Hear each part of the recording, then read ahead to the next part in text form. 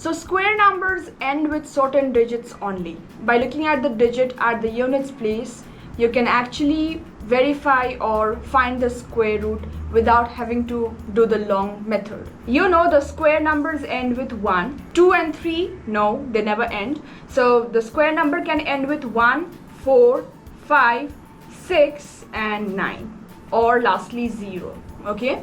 If the square number is ending with 1, then the square root can either end with 1 or square root can end with 9, because you know 9 into 9 is 81.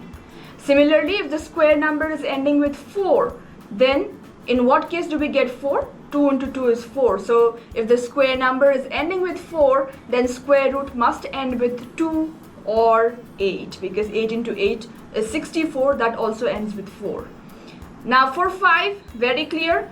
A square number ends with 5 only when the square root is also ending with 5. When it is 6, then you have two options again. 4 into 4 is 16, so any number that's ending with 4 will end its square in terms of 6. Or it can be, the square root can be ending with 6. So 6 into 6 is 36. In that case, you can see again that you have the square root ending with 6. So 9, you get 9 in 3.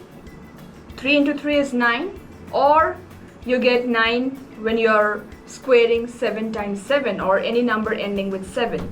This is how we find the square root units digit. We will use this in order to find the square root by shortcut method. And 0, you always end with 0. So this is the connection between the units place digit of square numbers and the square root numbers. If you remember this, it will be very helpful to finding the square roots in one go.